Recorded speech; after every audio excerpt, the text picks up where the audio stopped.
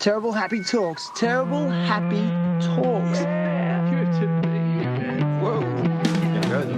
Dude, I'm pumped. Go. 3, 2, 1. Alright, let's do this. Today's guest is Tim Conan. Tim is a father, skateboarder, rad human, and a welfare and social work professional. We talked about this at the start. Tim likes that. He's okay with that title. Tim brings a positive vibe to all situations, in my opinion. And at age 45 years young, Tim skates with more enthusiasm than most groms. And today he's with me to share his journey, experiences, challenges, and hopes for the future. Mr. Tim Conan, welcome! Oh, dude. What an absolute honour to be on Terrible Happy Talks with you, Shan. Thanks, and my good homie, the big man himself.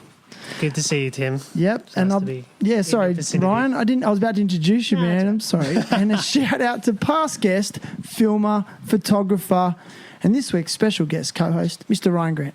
Good afternoon, boys. Dude, I'm so stoked to have you. It's good to be Thank here. you. It's going to be fun. It's going to be fun. The master lensman. He is. Have you been observing Ryan's work over the years? How can you not? It captures images so well. He's got a couple of me. He's made me look good, and that's not hard. That's not easy to do. It's not hard. That's right. It's easy to do. You got it wrong. Stop it. You look great on a skateboard. He does. Why skateboarding for you, Tim? What is it? Oh, Why? No, why? Why anything else? I love skateboarding so much. I think that you guys have been around me a little bit and can tell that I get my endorphins exploding when I get on a skateboard. Even just rolling away from the dumbest little trick, just Nothing's such a dumb. rush. Tim, nothing's dumb. Well, some finicky little silly things could just absolutely send me into a state of euphoria. Mm-hmm. I love it. It's I've never done crack, but I admit that skateboarding is my crack. Dude, natural high. Yeah, I just love it. It's my self-care too. It's a thing which really brings me back to being a better person, I think. When we get grumpy or when we get stressed out or anything like that, going for a roll for an hour just puts me in such a good headspace. I love it. I did make reference to your age in the bio, but as someone who is in their 40s and still skateboarding regularly, like, how has the actual activity changed for you over the years? How are you approaching it now compared to when you were younger? I've got more money now, so I can buy all the gear that I want, so that's pretty cool. As a kid growing up, it was always on beaten up secondhand boards, which were really chipped out and soggy, and waiting for my mates who had more money to get sick of their wheels, so I could get their wheels, like bearings which didn't turn, all that kind of stuff. So I love being able to sort of go, you know what? I don't need to buy blanks anymore. I'm going to buy the stuff I really like. So that's kind of cool. I think I'm better at skating now than I was in my 20s, to be honest. Like, I think I've got a bigger bag of tricks now than I had in my 20s, especially like in mini ramps and stuff like that. Because I probably skated more street back then and did bigger gaps. And, well, I don't do any gaps now because my rickety old limbs can't take it. And I could definitely ollie a lot bigger. Like, I find it hard to levitate these days. But I don't know. I think I'm having more fun now in my 40s, 45. And I have I think my style has adapted to something that is a bit more uniquely me than me just trying to do whatever I saw on videos when I was a kid. Wow, man. Do you think it's because you're more comfortable with who you are? Well, we went deep quick. Sorry, here. I just thought it just... I know I feel that way, but... that's a pretty good reflection, actually. I think that when it comes to skateboarding, I don't care what other people think anymore. And whereas, probably as a younger person, you'd rock up to a skate park and, I don't want to try things that are going to, just look dumb. But now I, look at obstacles and I just go, what can I do? What might I be able to do? And then I just go with it and don't care. whenever I like have a slam these days, which is generally quite small slams, I laugh my ass off because it's like like look at me, I'm just falling over and being a dick, and that's fine. Yeah. Yeah, it's kind of a gift of being older. You don't have to worry about peer group pressure anymore. You stop giving a fuck about what other people think. It's such a gift. Because I cared for many years, and I still do care to a degree, but not like I used to. Nice. I was talking to Dwayne at Burke's the other day. We had the whole place to ourselves. It was rad. How often does that happen? Oh, it was amazing. And we talked about how, people that cheer at skate parks for other people and like bang their board for a stranger when they do a trick. It might be a kid doing their first drop in for the first time or something like that.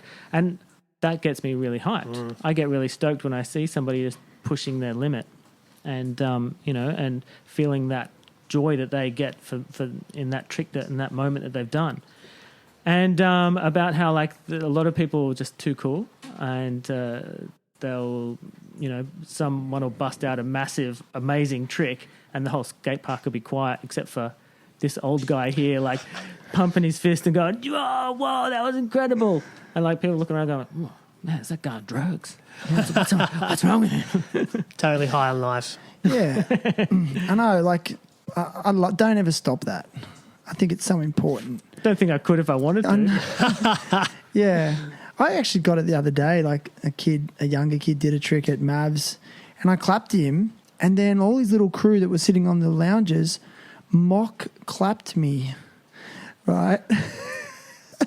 And I don't think they were deliberately being disrespectful, but I think they were kind of like, just like a bit surprised that I was clapping. So they all went, so I don't know, clap.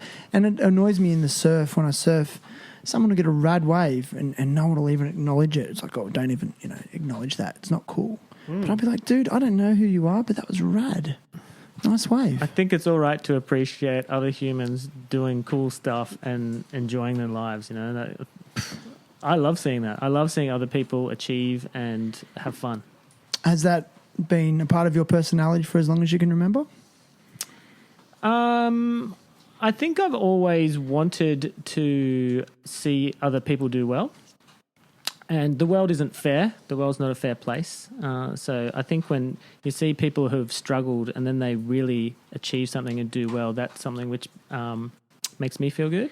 Like, so, when you see some of those kids at the skate park and they've got like raggedy old boards and stuff like that, and maybe this is a reflection of my own youth, but I like to like sling them my boards because don't think I've snapped a board in about, I don't know, maybe 10 years, just because I don't do anything big.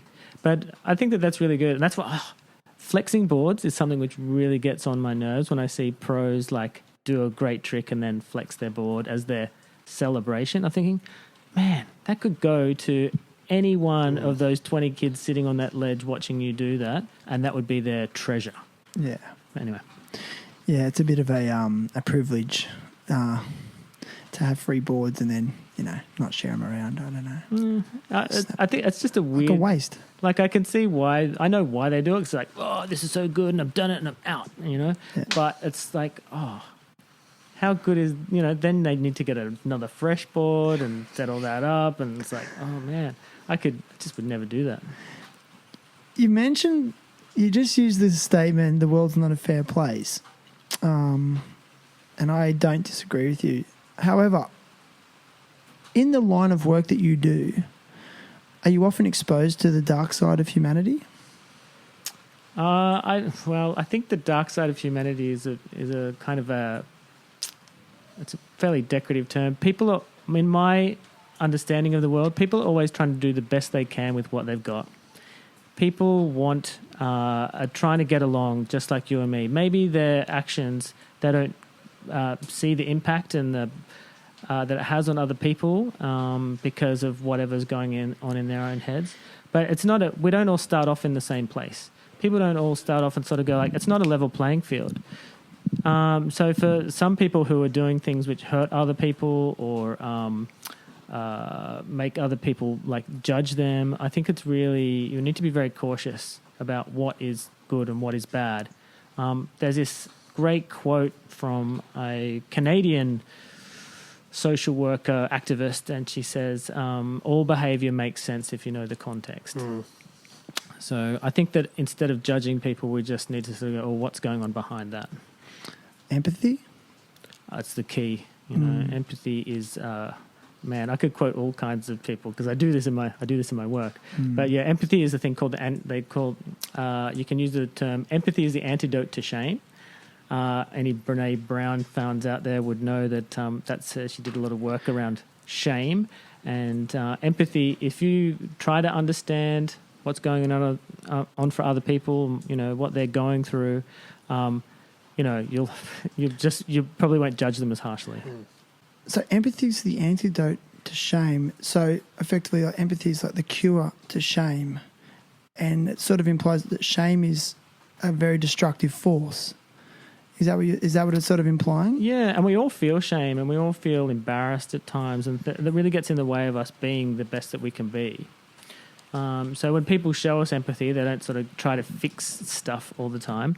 They don't try to fix everything, but they just try to feel what you're feeling, and you know, try to be there and listen, and just try to understand what's happening for you, as opposed to trying to fix it or judging you. I think that's a way that humans should move towards that. Can you give us a description of what your actual job title is and what you do on a day-to-day basis in your work? Yeah, look, I've got an amazing job. My new title, it sounds kind of fancy. It's called a practice framework consultant, and I work for people have probably heard of docs or facts. So I work for a part of that which is more based around training. Just for those that are in other countries that may not be familiar with those acronyms, what are docs and facts? So child protection and working with kids who are in foster care, out of home care, so not being able to live with their mums and dads. And child protection is really around, like, say, if things are happening in a child's life that makes them not safe, then there's a government agency that tries to help them out to try to make them safer, or tries to work with the families to make things better. So cool that you do that, man. How long have you been doing it for? How many years? About 20 years now, I would say. Yeah, I started doing a lot more direct work with children and families. And now I've sort of moved into, I was in management, and then I sort of moved towards this more training kind of thing, which I really like. Like training other professionals to do the job? Yeah, I work with people who are doing that work directly with children and families and their managers, and developing training programs. It's pretty cool. I like the thing is, you want to tune into being able to know what is the impact of my work. Is it making changes for children and families? Because you can do one-to-one with a family, or maybe I'm thinking about my circle of influence could be a little bit greater if I can help other caseworkers or other managers be making different types of decisions for children. I mean, it's amazing, and I guess that's your contribution to society in a way. It's got a lot of purpose to it. Is that how you feel when you do your job?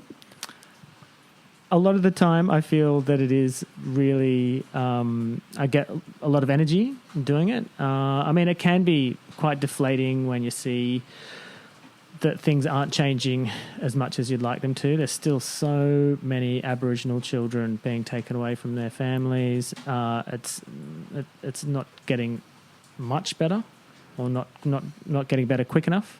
So they're, just because Aboriginal families are over-policed, there's a lot more focus and pressure on them than white families or culturally linguistically diverse families.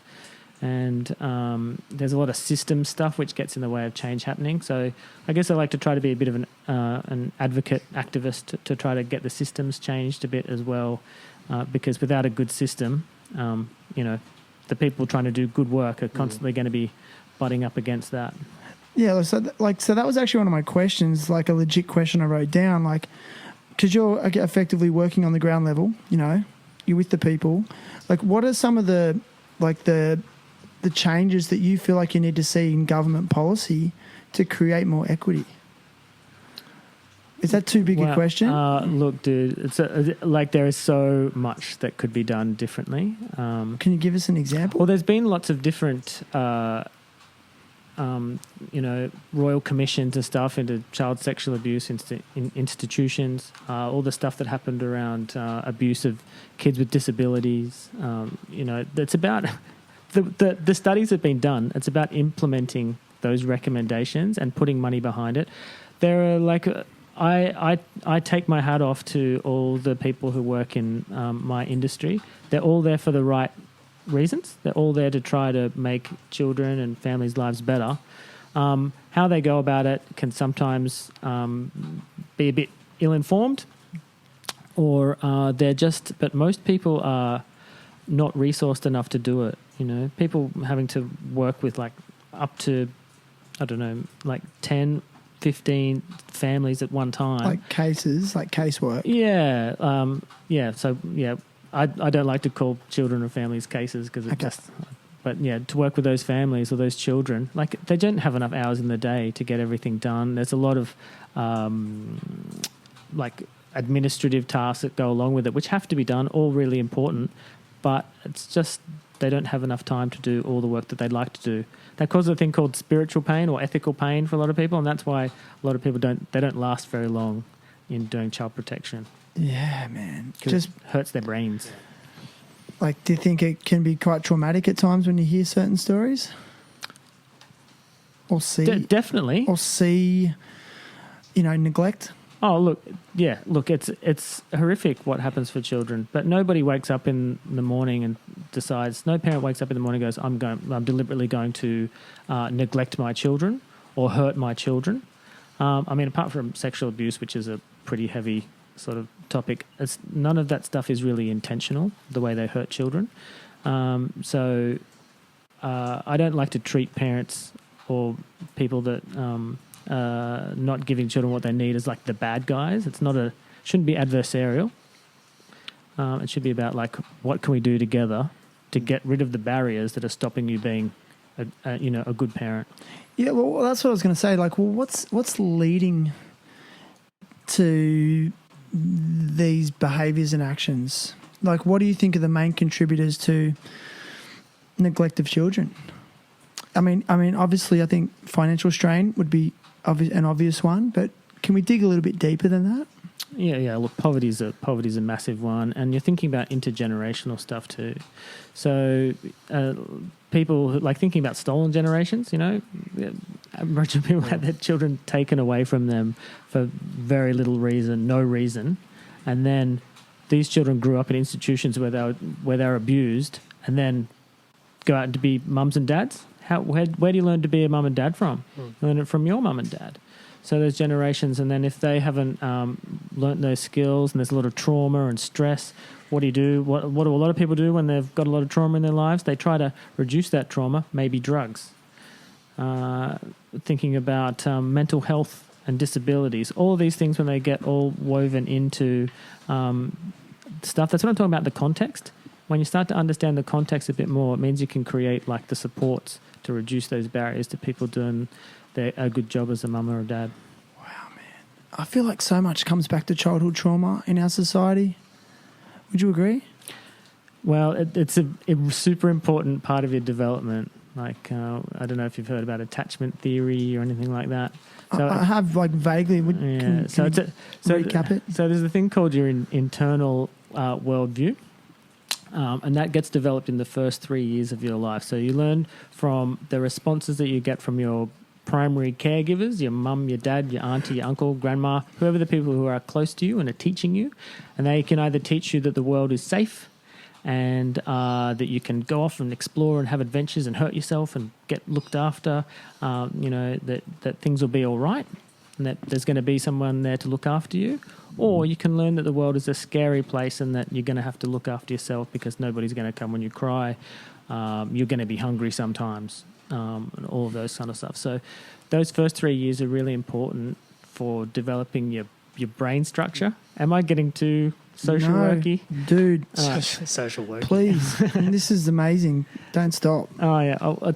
because it's part of my job. I teach at uni as well, and at Wollongong Uni in the social work course, and love it because as a tutor or lecturer? Just as a tutor, yeah. Not just as a tutor. My brain ain't that big. But yeah, those first 3 years of life are essential for children, and the experience that they have there helps to shape the rest of what their life is going to be like, essentially, because without the fundamental brain structures get developed in that time, and they learn, is the world safe? Can I explore and do stuff? Is the world not safe? Do I need to always be on guard and protecting myself? So, yeah, it's really important. Okay, here's the question. How do you fix that? Well, that's the great word, isn't it? Resilience is a buzzword, yeah? But you guys heard about resilience, bouncing back? Can it be fixed? Can people change that? It's a long and difficult process for things to come back to I guess, we talked about that there isn't a level playing field. So to come back, yes, the thing that can really help with that is having loving, stable people and relationships in your life. It's all about the relationships that you have and having somebody to support you through difficult times. But it's like unlearning. It's a bit unlearning that the world is not a safe place. That takes a lot of effort and time. Amazing, dude. Like, I just think you sort of said, it's just too social worky, but I just really think that, this is the information that people need to hear. Like, we need to be talking about this stuff and create empathy through, sharing knowledge and experience. Would you agree? Oh, look, I hope so. And I know I come from a massive place of white privilege where I've been lucky to have good education, and my parents were, pretty good. They did a pretty good job with me and my brother and sisters. But nobody's perfect, and I think that one of the things I've learned is to have a bit more empathy for my parents and their context and struggle when I was a kid, and go like, oh, you know what? Now I'm a parent myself. I'm a bit like, oh, I would have been really annoying. I would have been so annoying. I'm glad that you looked after me and didn't put me out with the bins. They wouldn't do that. No. I love you, Mum and Dad. Yeah. But, you just said then you acknowledge your white privilege. I think it's also important to acknowledge that you shouldn't be ashamed of that either.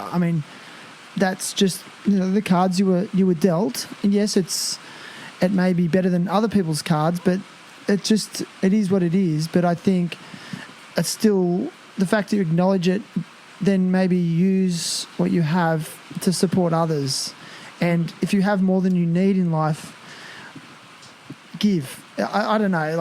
I just think that's something that people don't consider. No, that's a good point. And I don't feel shame about my privilege, but Great. I do feel a responsibility. Okay. I feel a responsibility to use my opportunity to make a bit of a difference for other people, and if I can make their lives a bit better, then that's kind of my job. Yeah. The world isn't fair. The world isn't fair. Dude, 20 years though in that sector.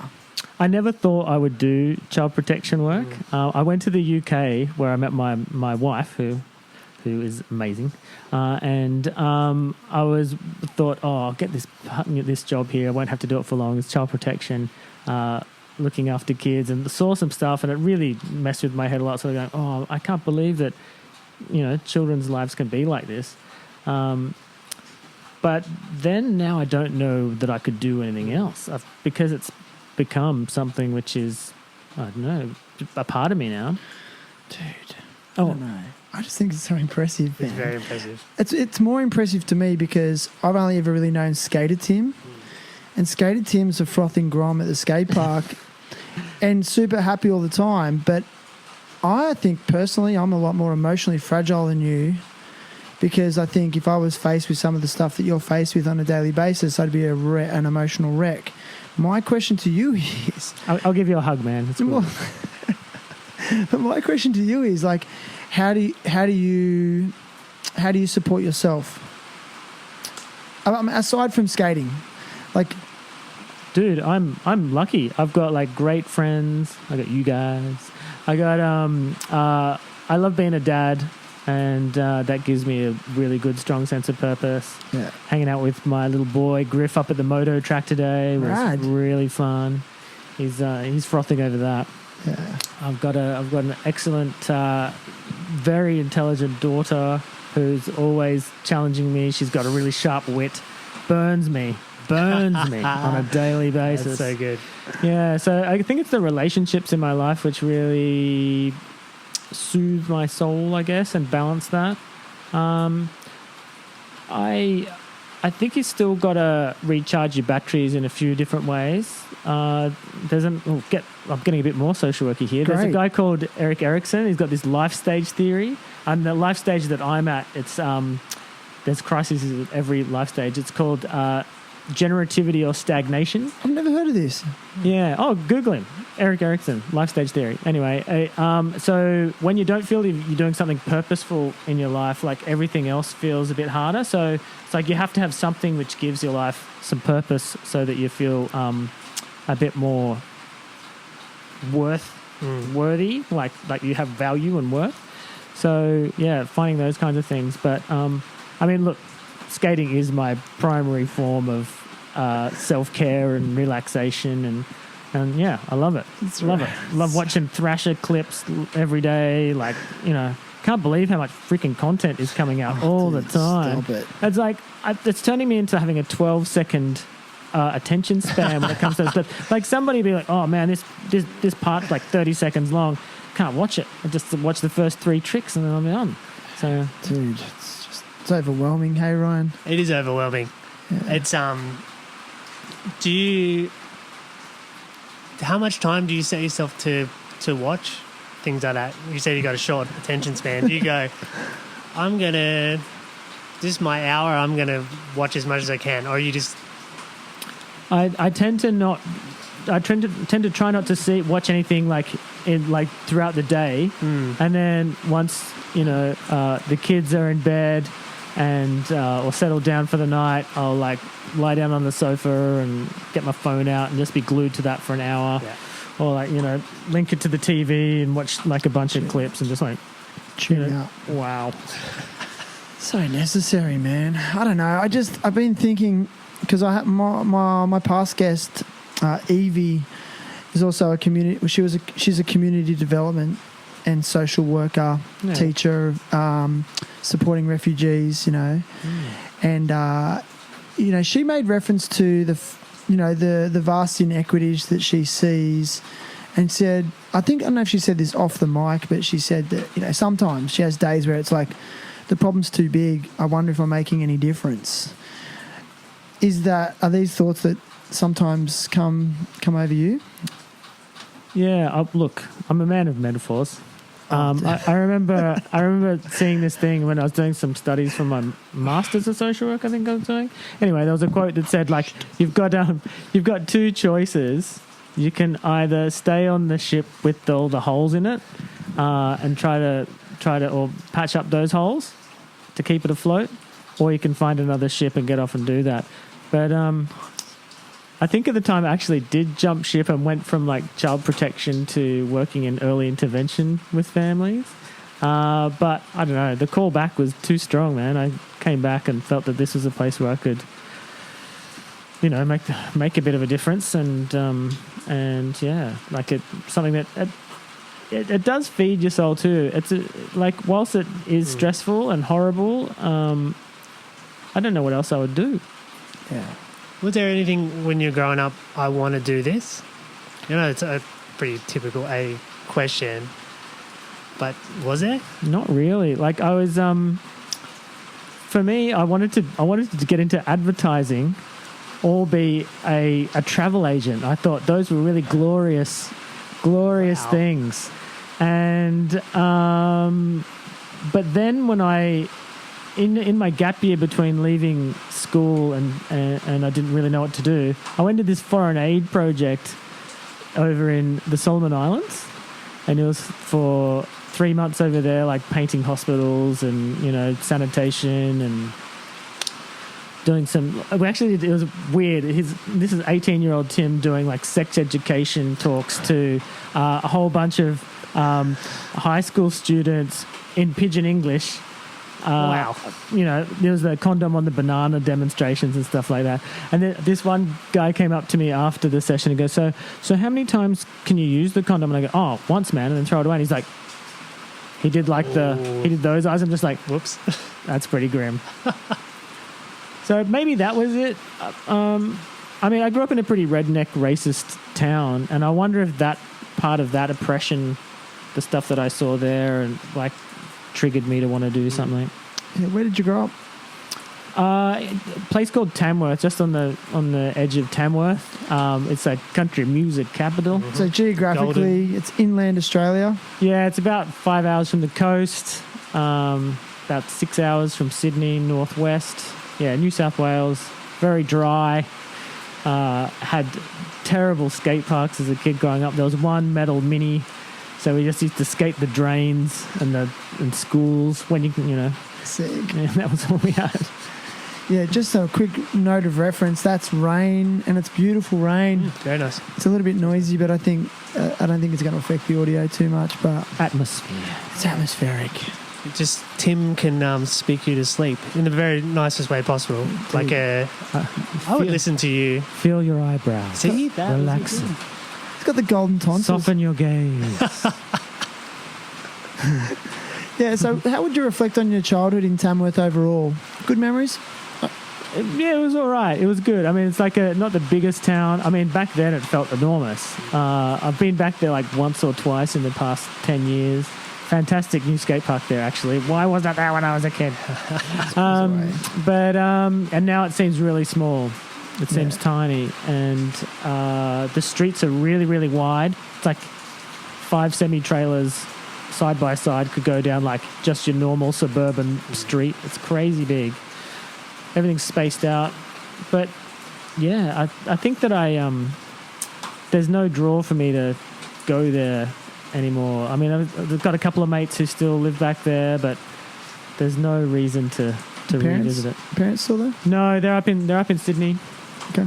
Yeah, so they're up near Hornsby, and I get up there as much as I can. It's been pretty crappy with like lockdowns and shit, but it's been nice to get up to see them a bit now. How would you reflect on your school days out there? I was a bit of like a class clown. No. Wouldn't say that. Teachers probably like got nervous tics over me being in their class. I was a bit of a dick. Yeah, sorry to all of those teachers. I got away with the bare minimum as a student. I was an average student. Never didn't super excel at anything, except for the stuff like English and art. Maths and science was more like opportunities to just send messages to girls or like draw weird shit in the corner of my book. And I remember once I was talking to my daughter, actually, she had a science class where they cut up a cow's heart, and I said, oh, I remember doing that. And then we got some lungs, and the dude who I was sitting next to, he attached them to like the tap, and he filled the cow's lungs. No, like the water tap, and he full on gunned it, and then these lungs just exploded with water all over the room. It was one of the grimmest high school moments, but it's burnt. It's burnt right in there. Yeah. PTSD from that, maybe? A little bit. Maybe that's what turned me veggie. Are you vegetarian? Mostly. Damn you, wicked wings! It's my secret That's probably shame. not meat anymore, dude. So you're fine. That's my secret shame. What's the desire to be vegetarian in the first place? Oh, dude. Ethical reasons or health reasons or both? Not health reasons. I'm not a particularly healthy person. I'm not really big on animals suffering for our benefit, really. Yeah. And it's more, probably higher than that is environmental impact of growing pigs and cows for food. That's not really good, not very energy efficient, and there's a lot of pollutants that come from that. Yeah, that's one aspect of the meat industry that I think people forget, is that the environmental impact it has to grow meat or grow cows. And the water and the energy that's used to produce is just massive. All the methane and Methane. And there was this scientist I had on the podcast from the UK once when I was at the Green School. He was a guest speaker and environmentalist, and he was a vegan for ethical reasons, for animal cruelty, but he decided to take a different approach to advocate for the non-eating of meat. And he started up this campaign called the #NoBeef campaign, and it was purely focused on the environmental impact. So he was trying to sort of advocate through that aspect, and then slip in the ethical reasons not to do it, but just purely for the environmental reasons. It's so beneficial. And I'd never tell anybody else what to do. Do it. Go out there, enjoy it. Love your burgers. But I don't want to push it onto anybody else. So hopefully I didn't sound preachy there. No. But yeah, you just do it. You find your own way, everybody. Yeah. Personal choice. Yeah. I'm pro-choice for all that kind of stuff. Are your family also vegetarian or? No, just me. Okay. Yeah. Cool. Yeah, it's interesting to me. I find, because I've not eaten meat for long periods of time, and attempted to go vegan, but not completely successfully. I know for me, I got really drained of energy and I just was tired all the time. Yeah, you ever experienced that? No. I was going to say Tim has an abundance of energy. Too much energy. Yeah. You're trying to turn down the energy? We could farm energy out of him if you wanted to. I get pretty pent up. I need to skate. The rain is not my friend. It's so frustrating. I mean, the rain's nice, but there's also no surf today, so I can't skate, I can't surf. It's I might as well do a podcast with Tim and Ryan. That is plan B. If we've been cooped up for a week, do you have another outlet that you go, okay, this will save me until I can go skating or get outside again? Do you know what? I need a new hobby. I think that's my thing because I put all my eggs into that basket.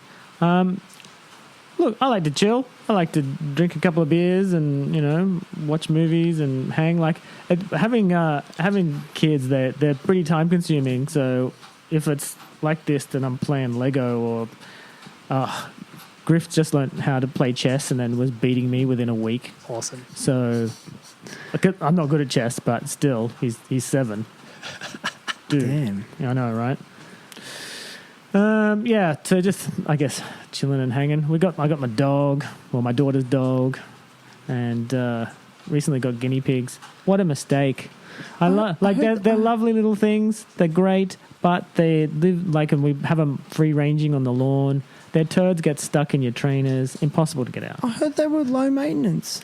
Yeah, they are. They're built to, they're food for other animals. That's what they are. They're not high up the food chain. They attract other animals? Do they attract snakes?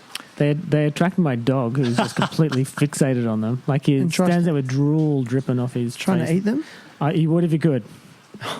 I'm pretty sure. I heard they're easy. My friend's got them, and she's like, they're the best. They're the best pets. They're so easy. Oh, they are. They're lovely, except trying to clean the little hardened logs out of the tread in your trainers. So you let them roam around the backyard? Oh, I got them in a thing.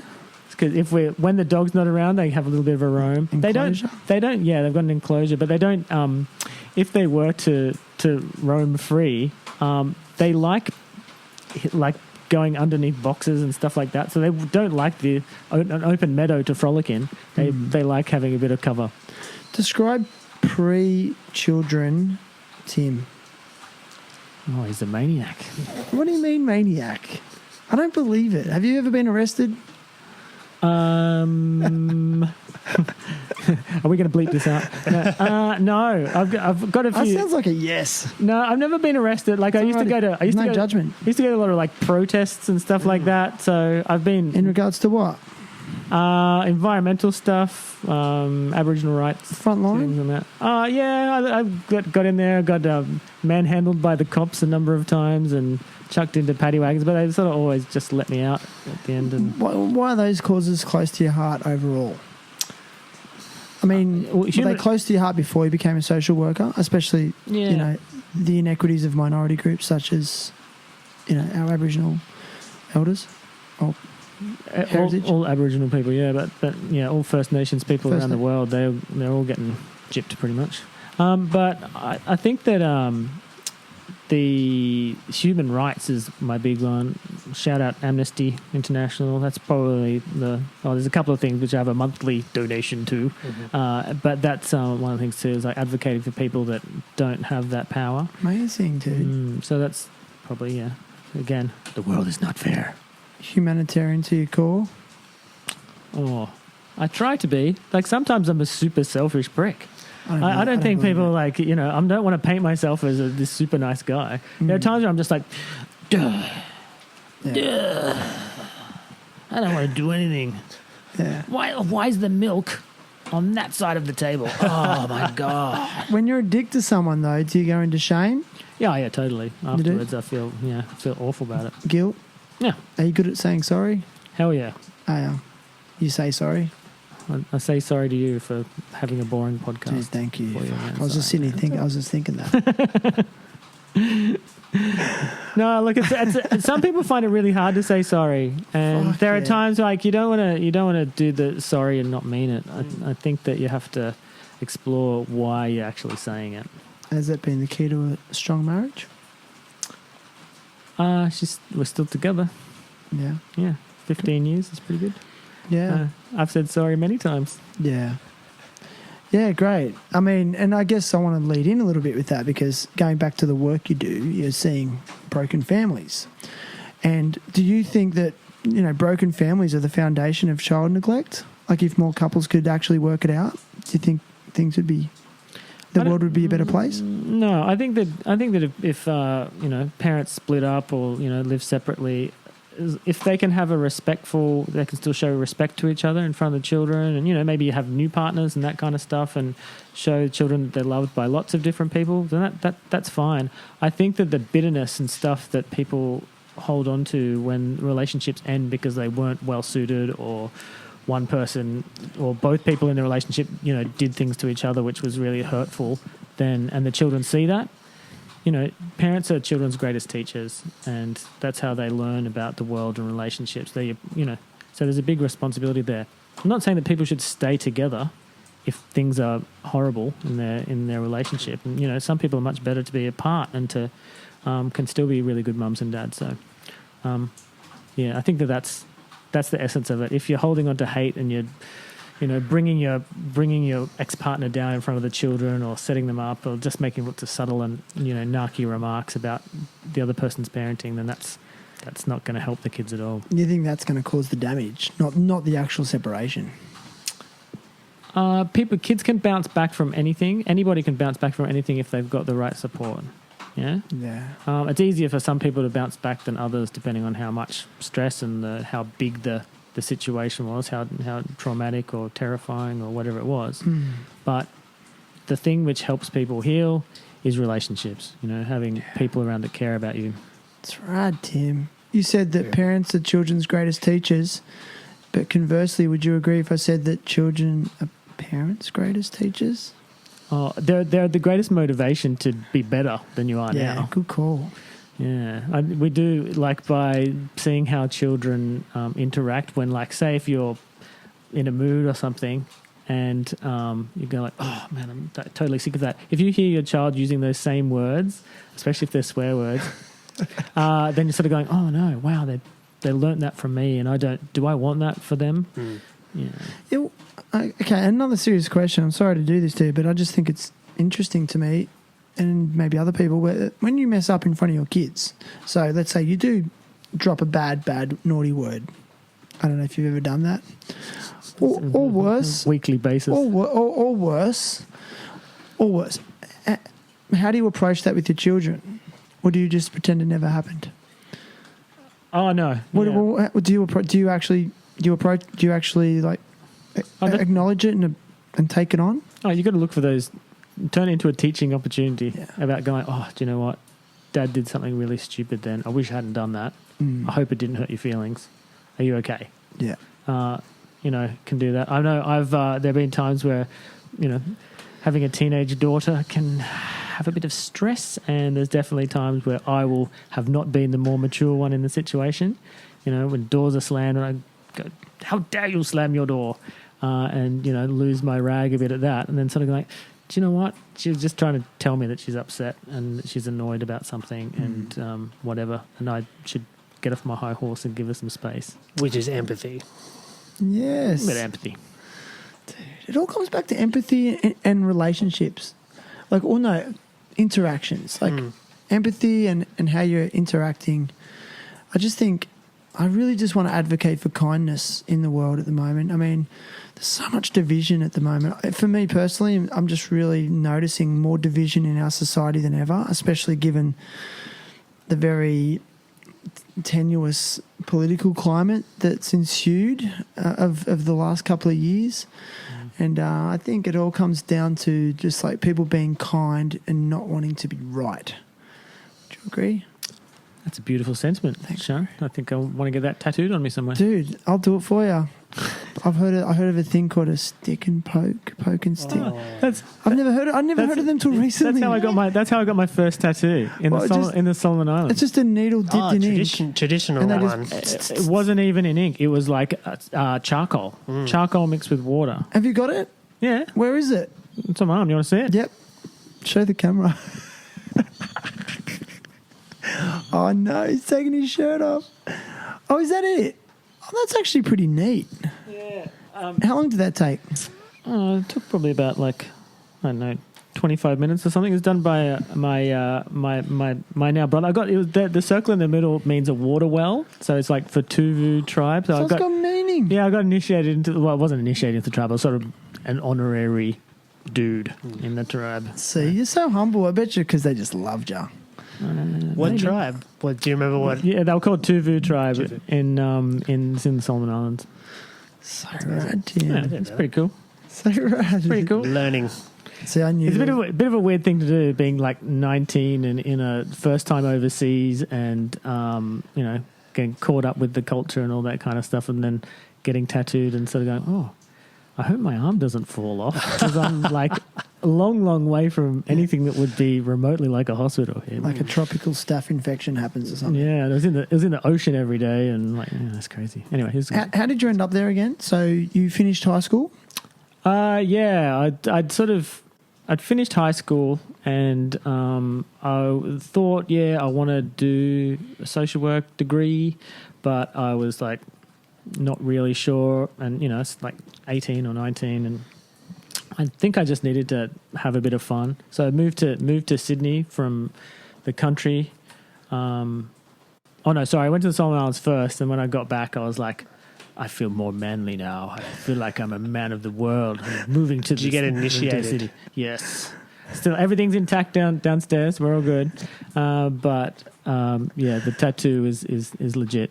So I did feel a bit more like independent after that moving out of home thing is a pretty big marker. Yeah, it is. Hey, yeah. But and then how long did you stay there for in Solomon Islands? A year? No, it's about 3 months. 3 months, and then you came back and went to university. I think I had about that was when I moved to the city with my awesome mate Josh. Josh Vegans lives in Melbourne. He's an absolute legend. We grew up skateboarding together as kids, and then he moved to the city first, and I came down and crashed on his sofa for a little while. And it's just like, oh my God, I can just skate every day. Just skate every day and get toasted and then go skateboarding again. And oh my God, I don't have any money. Oh crap, I've got to get a job.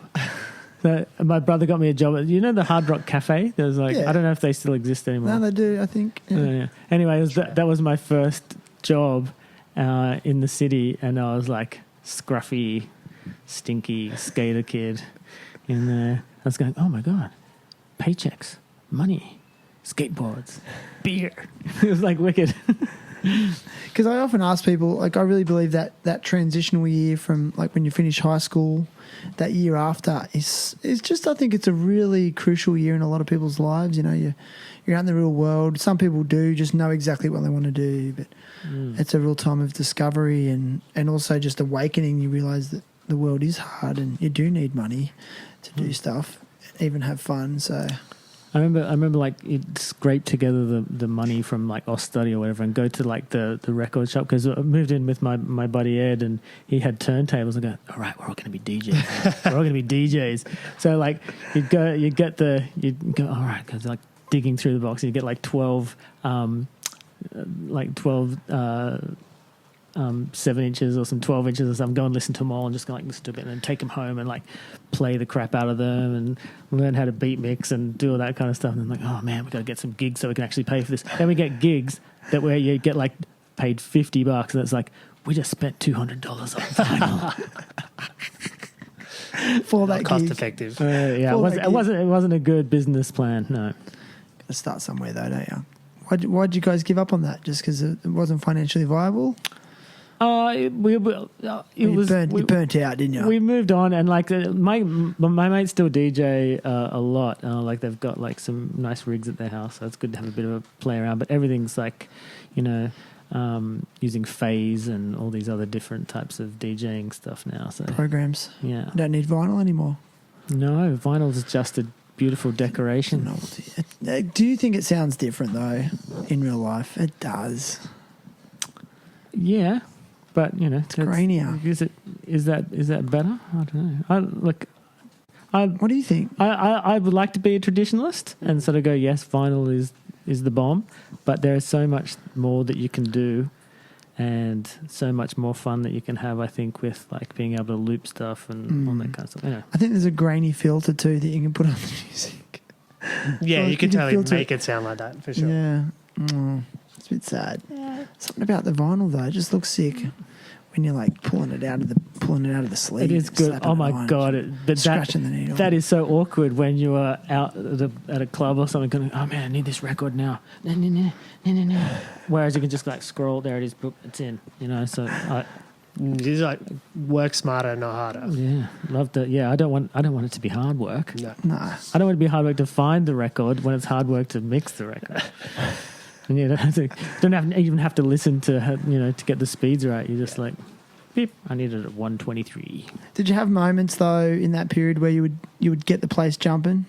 Oh hell yeah, yeah. We used to DJ World Bar and a few places in the Cross. And nice. I remember World Bar. Club 77. We had Club 77. Yeah, we had down on William Street. Yeah, we had a few nights going on around. It's pretty fun. The best though was there was a cafe called The Lounge up on Crown Street, maybe, and Surrey Hills. Yeah, in Surrey Hills, and it was like just this real lazy Sunday groove, and we didn't get paid. We got paid in like food and booze, but we would just chill there, and everybody would just come and lie around on all these cushions and lounges. It was the best. What would be your go-to tune? Like, you're like, all right, I need to put this on.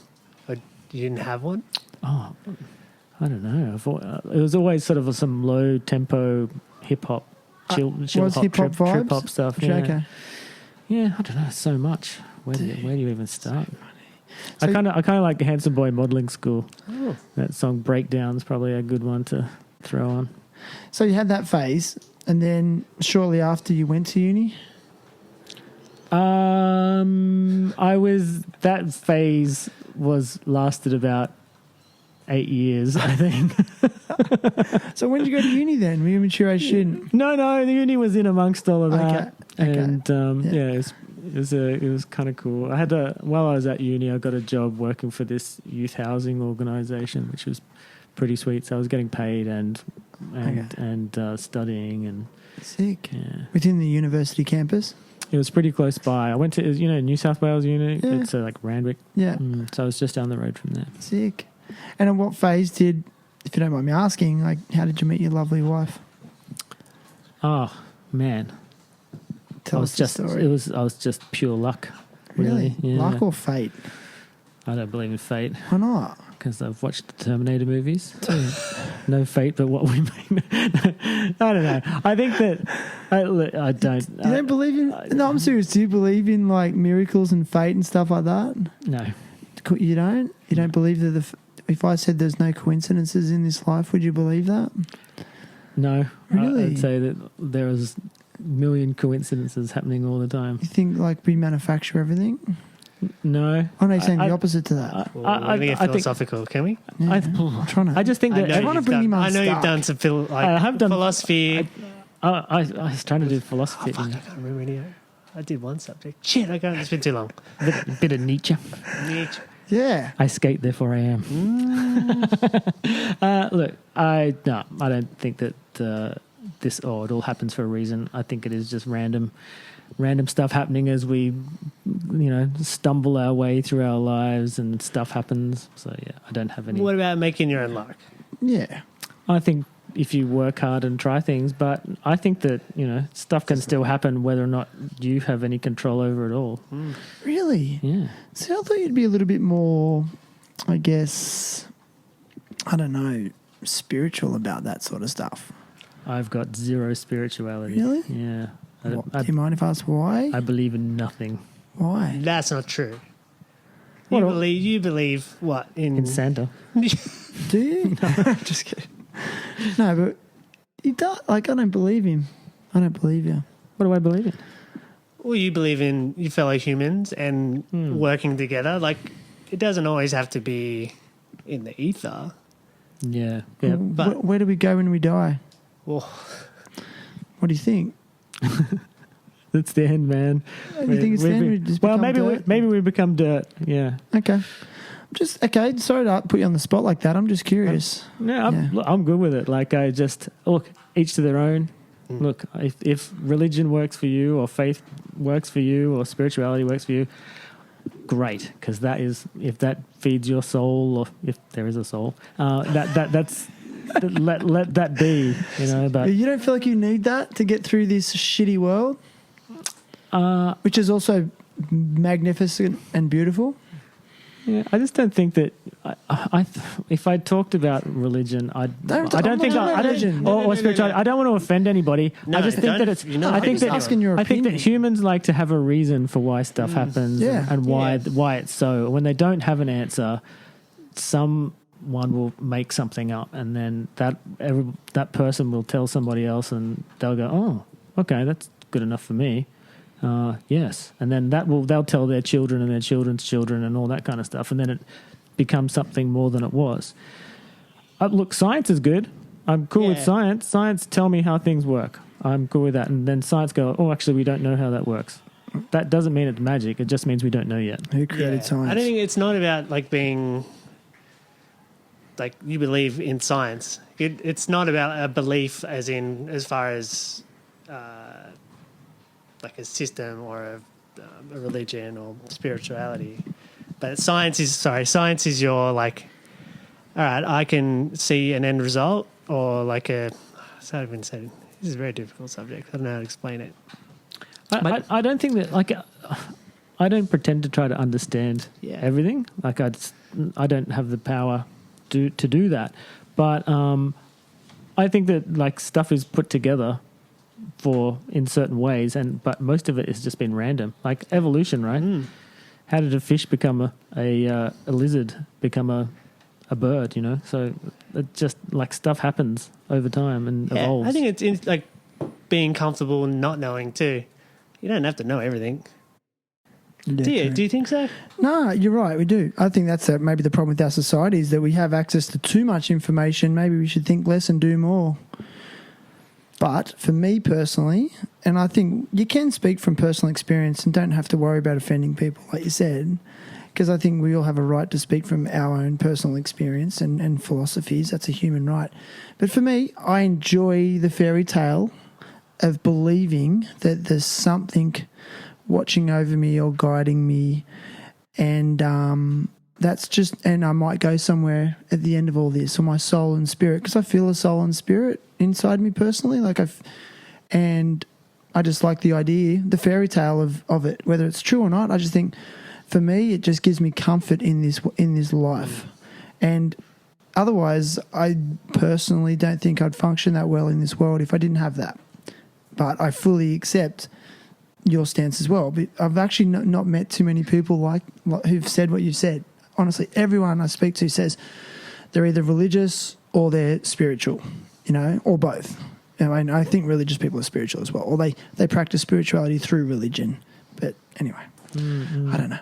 I read this really cool book called Religion for Atheists by this guy called Alain de Botton. He's like a English Swiss philosopher type of guy. He's really good. And like, I would love to have that connection to that kind of stuff, but I can't. I feel like I can't take it seriously. Like, something won't let me believe. Yeah. Because there's so many benefits in it, the way it like can bring people together. Like religion, I wish religions did more good than harm, and because they bring people together in really nice ways with a good purpose generally, and but it's that exploitation of power and control over people that that lack of free will. I just sort of, it's not for me. That's it. Not for me. It's the human condition. Especially when we congregate, this collective consciousness can be so powerful, and it gets manifested in churches sometimes in negative ways. But I do believe there's a lot of positives that come out of churches too. But 100%. And religion. But I mean, I say this all the time. It took me many years to realize that you could be spiritual without being religious. I was like, oh, what? Like, I can believe in something else and not have to go to church. Like, yes, that's rad. I worship my skateboard. Like, that's my God. No, it's not. But I don't know. Just saying. I believe in your God. No, I don't. I'm talking shit. I believe in the power of 4 wheels and a slab of wood. No, but anyway, Why not? It's like the great spaghetti monster in the sky religion. Those guys are like, Well, I just think it takes the onus off me, because if I'm controlling things, I just will end up destroying everything because I'm just a flawed human. But it gets me out of myself to believe in something other than me. Does that make sense? I believe in you. I believe that you're awesome and that I love skateboarding with you. Oh man, I didn't think I was going to go this direction, Tim. I'm sorry. Yeah, sorry to get all talk about this stuff. Big questions. So deep.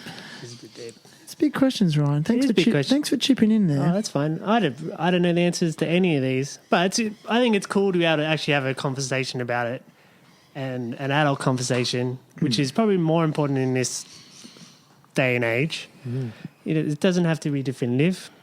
You can have a back and forth and go, yeah, I understand where you're coming from. It's not for me, but I'll listen to what you have to say and get something from it, or not get anything. This is like a 3 a.m. stoner conversation. Fully, why not? Like, dude, we came back from the club, we have a spliff, and they're like, yeah, oh man, reality. I actually haven't had this sort of conversation in ages, though. Like, it's good to do every now and then. Yeah. And like, we're not under any influence of anything. I don't know if you are. No. A bit of CBD. We've had some CBD today, haven't we? Yeah. In our Caffeine. coffee. Caffeine. Yeah, I've got some caffeine, some migraine going around inside of me. Nice, man. Yeah, man. It's...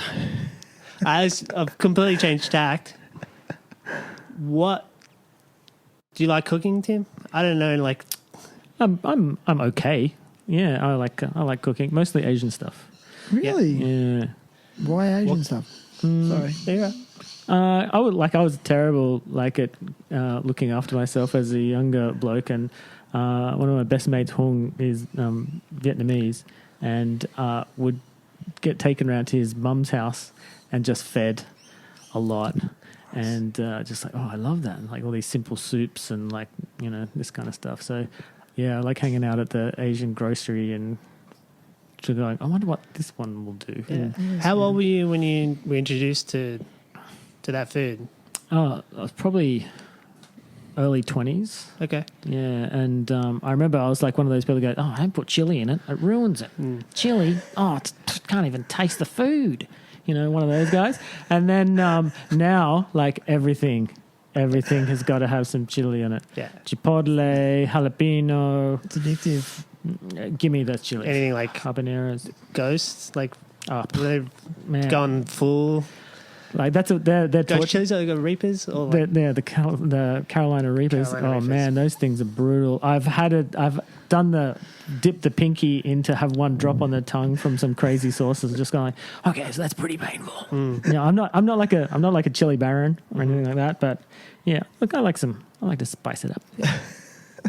It's just interesting. Like, I was wondering what period you were like introduced to that sort of food, because growing up, I didn't have a lot of it was pretty meat and veg, occasional curry and stuff like that. But one of my best friends was adopted from South Korea, and he had like kimchi or sushi and stuff like that when I was like 13, 14. And we go over and like, what the hell's happening here? But it fully opened my mind to that food, and I still go, I'll try new food, and whereas I think a lot of people don't even get a chance to do that. I had zero exposure. Like Tamworth had 2 Chinese That's what I was restaurants, wondering. and it was country Chinese. Like, and chicken chow mein, Fried rice. That's a bit exotic. Were they in the RSL club as well? It was like, you know how like... Oh no, we didn't have that foreign food in our RSL. No, mate, I wouldn't have had that back then. I always found that funny. Like even as a kid, it was like we're in the RSL, and the restaurant in the RSL is the Chinese restaurant. You know, I don't know. It's just a bit of contrasting cultures.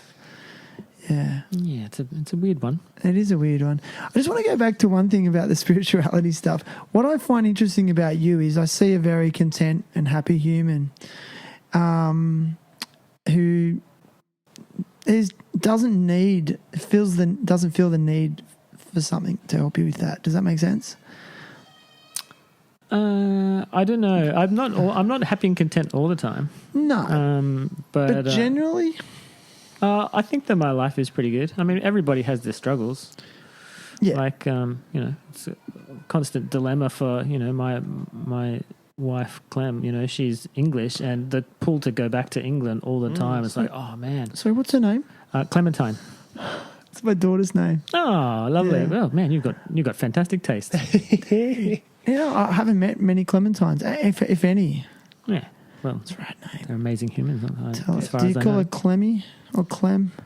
I call her lots of things. Clem stuff? the Cleminator. What's your favourite movie, Tim? Oh, I know this one. Oh, I think I do. Not skate movie, just favourite movie. Come on. A bit of a Star Wars nerd. Boom. Empire. Okay. Empire Strikes Back. All right. Favourite Could watch that every day. skateboarder of all time. All time. Yep.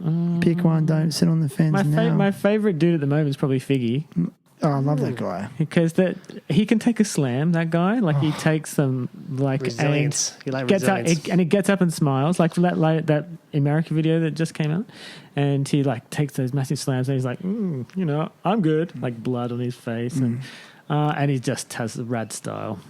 He's a bit of a warhorse, isn't he? Just Yeah, a he's battler. gnarly. Like, He's talented too, but you can tell like What about he likes putting himself. he in the has to mix. work. He works for it, and I guess that's kind of a bit like me. Like my nickname for myself is 100 Tries Tim, because if there's something I really want to get, even if it's like dumb, I'll just one more try. Have you always been so persistent? No, but I was probably a little bit more competitive as a kid, like playing soccer and stuff like that.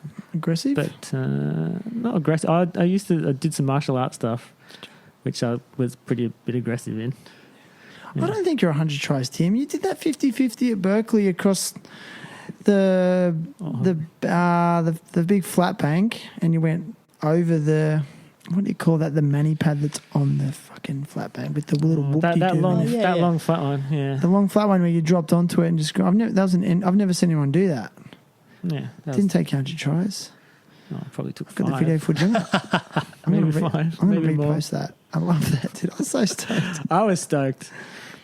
Big. Metal on metal grinding, it's the best. But then Why? metal on concrete grinding, scratchy. Yeah, it's a different vibe, hey. Yeah, but man, best feeling in the world. Yeah.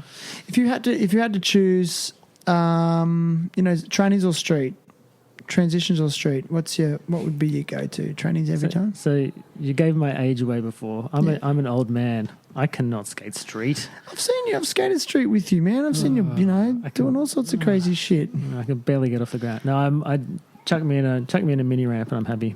Yeah. Sometimes I love big things, dude. Like just That's what she said. just. Sorry, it's too easy. I've been watching The Office reruns. Anyway, keep going. Yeah, just like for me, a thing that'll like be super stokeful is That's a new term. getting stoked out. Is like just dropping in on something massive. Like when I dropped in a monster a few months ago, that was one of the biggest things I've dropped in. And just doing the drop in was I was like, that was awesome. Yeah, Felt really good. totally. Yeah, Pad? the psych up to do that. And we were there with Luke Russell, and he was doing head high 540s. Yeah. We're the only people there. And, yeah, you were just like, this kid's doing this, I'm jumping in. And you were like so frothing. Like the froth was... Yeah, how big that's a vert ramp? It's what, 12 It foot? was Is it 12, 13, and I think it was still probably the biggest vert ramp in the Southern Hemisphere. Yeah, it's big. Oh, it's freaking Were you huge. padded- It is did you have so pads on? scary. Yeah, I had my knee pads on and my helmet. Had my lid on. Yeah. That is your go-to. Like if we go to a park, you pretty much are like, oh, what's the biggest thing to go drop in on? I like to do that. I did that. Helensburgh and Yeah, I did that on my mancation. When I go on my mancation, like once a year, but it's been on a bit of hiatus. By yourself? Yeah, just jump in the car and throw a couple of boards in the back and something to sleep on, and yeah. How long do you go away for? Usually only like 4 days maximum, but just Without go. the family? Yeah, like I know it's a bit of, again, privileged, man, but it's kind of cool to just to get out there and just have, be able to drive it at your own pace, stop whenever you want, and listen to whatever you want. And I think it's rad. it's cool to do that by yourself too. Like be able to go, I don't need anyone else. Be motivated and yeah, can be a little enjoy bit your own company. can be a little bit scary when you're in some isolated skate park in the Sure. middle of like nowhere with nobody else around. So I go, how hard can I go today? Did you get lonely? Not on those trips. No, not at all. Really? Yeah, no. Why do you feel like you need it? I think it's like a I don't know. Again, it's something which tops up the batteries. It's a bit of like just having that focus for a little bit of time. And yeah, maybe it is a bit selfish. It's one of those things that just like, this is for me. But I mean, do you think it's then making you a better father and husband? Clem gives me a nudge sometimes when I'm like seeming a bit edgy at home, and someone's going, "Oh, look, the sun's out. You should go for a skate." It's like, oh, I must be getting annoyed. So, and when I come back, I'm like, I feel that I'm a much nicer human to be around. And so she's supportive of you doing those things because she knows it makes you, it supports you, helps to support your mental health. Oh, 100%, yeah. And like, I'm really lucky. She needs time to do her stuff because she does amazing art, and so it's about just making sure that she gets the opportunities to recharge her batteries as well. She's an artist. Yeah, Her name's Clementine. See, my daughter is obsessed with art. And I call her an artist all the time. Dude, they got to meet. So cool. Yeah. Well, what's next for you, man? What's next? What's on the agenda? Well, what's next for you in life? Like, you've got the secure job, you got the, the family, and, you got your hobbies. Like, like, where do you see yourself in the next few years' time, or the future? Or have you achieved it? Are you living the dream? Oh man, it never stops growing. I'd really like to get a chunk of land. I want to get a motorbike. I want to get a dirt bike. Yeah. Have you grown up with bikes? Not really. Like I had some mates with farms, and I go and like do some skids as a kid. But then I had like a road bike. I had a couple of road bikes in my 30s. But then just sort of gave that away, moving back and forward between here and the UK. And but now my little boy's on like cooking around on his Pee-wee 50. So I'm like, oh man, Rad. I want to get a dirt bike. So good, man. Do you think it's flipped? Like most, I think, I'm not a father, but being there, be like, oh, I wish if my son is interested in skating, we can go skate together.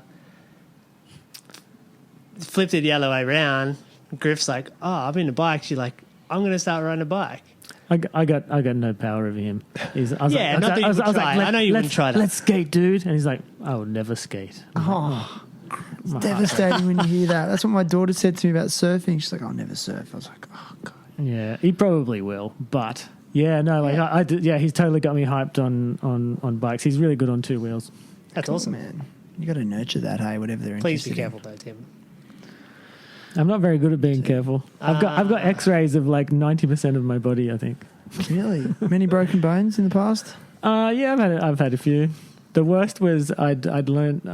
Where were we? We're in the city one night. There's a handrail near it was just down from Martin Place. I can't remember the name of the building. And I was like, had a shot at it and like landed the first time. I'm going, I'm going to do that again. Like ran back up the stairs, didn't get enough of a run up. One push, my foot wasn't on the board properly. Front trucks clipped the rail on the way up, landed on my tailbone right on the end. Just managed to keep the spuds free, but like did a land right on my tailbone. And for a whole semester of uni, I was sitting on a pillow with a broken tailbone. Sucked. No, that's one of the most annoying and embarrassing ones. Yeah, that one would be embarrassing. They take so long to heal Dude. because you sit a lot. Yeah, you do, man. They take ages. Them and I find wrists take ages to heal. Too many moving parts. Yeah, especially that little bone in there, the scaphoid. Oh my god, because that's the one you bust when you fall like that, and then it just takes forever. It's pretty common for skateboarding, snowboarding. Yeah, Yeah, I've had this one put together a few times. have you? Crazy, man. Well, listen, bro, it's been epic. It's been like such a pleasure, and it's actually good to get to know, see a different side of you, because I've only ever really seen just like frothing skate side, but I knew there was like much more to you. So, You scratched beneath the surface. dude, it's Scratch and sniff. It stinks in here. oh man, I don't even want to picture that image. It's hectic, dude. Apologies. Anyway, He smells good. Tim smells great. I'm clean. He is. yeah, Yes. nice. It's nice. Would your wife say the same thing? She'd tell me to, time to get some new trainers because these ones getting a bit stinky. Listen, Tim, I ask all guests to come to the podcast with a cause they want to support or advocate for. You mentioned earlier Amnesty International, which I think is like an epic cause, and I've actually had someone from Amnesty International on this podcast, Manisha Todd, if you hear this, if you're out there. But is there anything else you'd like to support or advocate for? It could be a charity, it could just even be a philosophy on the world or a social enterprise, anything like that. Yeah, well, Sorry to put you on the spot. yesterday was White Ribbon Day. I don't know if you know much about White Ribbon Day, but it's about men taking responsibility for violence against women, domestic violence. It's like a absolute epidemic, domestic violence in Australia. One woman a week dies from intimate partner violence, and countless others are hurt by their partners. So shout out to White Ribbon, and just that I think it's about us having, as men, taken responsibility for calling it out and, talking to our mates about it. If like we see something, we say something, because if it's a hidden blight on our society. And I think that it's one thing that we can take a bit of responsibility to and try to mentor our mates and be good mates by telling them what's not okay. Yeah. What do you think's contributing to it? Oh man, toxic masculinity. So cultural norms, or cultural stereotypes. What else? Yeah, culture, stress. I think that there's a lot of stress on men to have a certain role in the world, and when they don't feel that they're able to meet those expectations, like financially or socially or whatever it is, they take that out on people who have less power than them. And by power, I mean talking about physical power, not like all the other amazing strength that women have. But yeah, just I think that is, it's a learnt behaviour too, unfortunately, for lots of people. They have seen men oppressing women in lots of different places. And look, I'm not going to say I'm perfect, but it's something which I'm working on, trying to be, a good partner and a good mentor to my mates and friends about that stuff. Dude, that's rad that you said that. A lot of dudes would feel really... Like, I think it's very confronting for a lot of guys. I don't think a majority of men set out to be like that. And I think a lot of men actually don't even know why they act out like that, which is really, again, like it's hard. And I think there's a lot of shame and embarrassment around it. But that's why I wanted to ask you that question, like what's contributing to it? I mean, you mentioned those things. I mean, in your line of work too, how much is alcohol and drugs playing? Oh my God. So domestic violence on grand final night, like the hospital admissions for women being beaten by their partners is like 10 times more than usual. That's so gnarly. Yeah, Christmas. Christmas. Those kinds of things. So alcohol's a big one.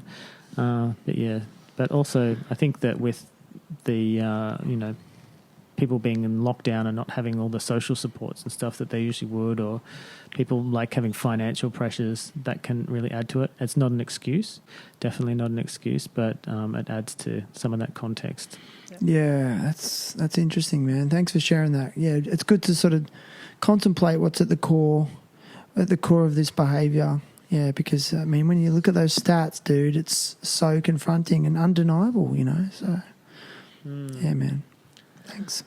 Well, thank you so much for letting me spill my guts over the last little while. Dude, thank you. I'm not done with you yet, Tim. Like, you can't get out of here, and I've got to run upstairs because I've got a gift for you.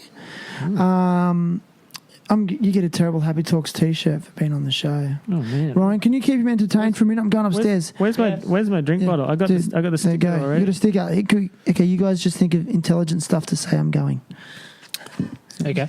So, how do you feel about the new Mandalorian and the?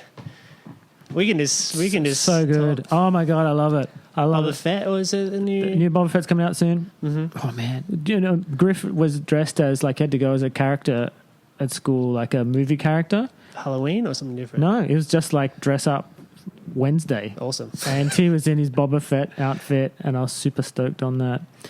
I don't know where he gets influenced from, No. but yeah, he's a burgeoning Star Wars nerd as well. Mm-hmm. Yeah. So Did you have marathons with him, or would you go? All right, we're going to watch. May the 4th, baby. May the 4th is the on day. May the 4th, we will binge. But yeah, I'm probably I'd like to say I'm a medium, but I'm probably a large around the middle. Large, dude. Yeah, keep it baggy. You want grey or white? Grey, please. I thought you would have went white. I've got so many white You t-shirts. do have a lot of white tees. Sorry. Want a large one? I have an XL. Keep it baggy, bro. Baggy, yeah. That's what the kids are doing these days. Baggy. Keep it baggy. Grey or white? I'll go white. Okay. Sharon, I'm sorry. I'm going to make that dirty for sure. Been on the show, man. Woohoo! Thank you, Shannon. Appreciate it. I'm feeling the love. We don't have to do any washings. Yeah. Yes. Oh, yes. Organised as always, Gotta get back I down. got all the merch. Dude, there's some merch happening. Tim does love merch. Dude, are you a Remember, he merch used to come in the king? shop and come on, this and that. I love that shop. You didn't answer my question before. So, what's your favorite? Who's your favorite skater of all time? He did. Figgy of all. Figgy's your favorite. Come on, man. I mean, Figgy's All good. time. I don't know. I love Ray Barbie. Oh, thank you. I love- Now, I that's a good one. I love Ray Barbie. He's got such a cool You remind me style. of Ray Barbie. What? Yeah. No way. Your style. So you like his style? Yeah, all those little step off, shove No it, complies. Oh. comply thingies. I think they Dude. originally called 43s. I could What? be wrong. No complies. Yeah, there was a different name for it. Where'd you We're hear going back that? into names to just reading way too much about skateboarding. No way. Yeah, and there was a reason. Anyway, we won't go into that. But yeah, no complies. He's good. And he just looks like he should be on a Oh, skateboard. he just loves it. His art in motion. He Yeah. loves it. Mm. Yeah. Favorites like what would you say your favorite skate brand of all time is? He's probably wearing it. Anti-hero. Yeah, I love the anti-hero stuff. My new favorite is Welcome. I love that. Oh, yeah. I love that their boards, and I love their attitude. That's Tori Pudwill and No. oh thank- no, that's sorry, thank that's you. thank you. Shit. Embarrassing. Sorry. No, Shannon. Welcome, thank you. Shit. Okay, Yeah, what- they It's all the got good manners skateboards. You're welcome. you just like good manners. I do like Yes. good manners. Good manners are free. There's cool shapes. I know you're about in graphics that are all crazy and Yeah, Yeah. they're real creative, super creative. Yeah. and they're not super. They're not huge either. So What about in the local scene? Who's your favorite? oh, what to skate with or just to, You could both. I think observe. just to observe oh secretly or otherwise. yeah through binoculars. Well, Sammy when he's got his shirt off. Sam probably- Giles Whoa. guy. Wow. When he's got his shirt. Which is regularly. I know it's all the time. I don't, You don't even- shirts are superfluous in his Yeah, life. totally. He wears Yeah, shirt. fair enough. Oh, he likes to get his shirt off, doesn't he? Yeah, sure he does. Yeah, he's like a He's- supreme athlete, that guy. He's a sweaty beast. He's a sweaty beast. He's a good one. He's amazing. Such an athlete. Who do I like skating with? Not with, but or doesn't. Yeah, with or just observing. Lloyd's Yeah, style, man. nice. So good. And, Oh, man. and the chef, the bromance bros. Oh my god. They just Matt. blow me away. Shout out to Matt at the Throsby or Ain't Nonnas. I ate at his restaurant the other night. Oh my Heal God. up too, Matt. We need you back. Dude, best pasta I've ever had. Nom nom nommers. Yeah, Ain't Nonnas. That's what it's called. Ain't Nonnas. I Yum, said, yum, yum. why is it called like Ain't Nonnas? And he told me the backstory. Because like people would come into the restaurant and go, yeah, that pasta was pretty good, but it ain't Nonnas. You should get him on here. Yeah, maybe. He's a dude. Well, him and I actually like both got Maltese heritage. Yeah. Both really connected. I was like, yeah, I don't know. I feel his vibes. Yeah, I could Yeah, imagine. except he skates way better, the motherfucker. It's okay. Yeah, that's all right. I'm not jealous. Well, I am, but I'm not. I think we're all jealous of how heard- good he skates. I just but heard it's okay. that in your voice. I'm not jealous. Fuck you. I'm not jealous. He's got like again when we talk about style, him and Lloyd, not just style. You know, like just style matters. Hey, Yeah. And I think that he, like Matt's attitude, Yeah. you know, he's always got a grin. Doesn't take himself too serious. yeah, Like yours. It's infectious. it is. Because you're like, don't take yourself too seriously. Yeah. You're not filming for the last part of the next Zero video. Brutal. And that's cool. You can do that. But I think, yeah, it's like, this is fun. It should be fun. And it's fun skating with him. Yeah, it is fun skating with Tim. Oh, it's all fun about skating with fun, you dude. guys. I think that's a nice way to end, Ryan. You want to finish on something like profound or wise? Well, give us one of your quotes or your metaphors. Go on life. Tim likes skate good.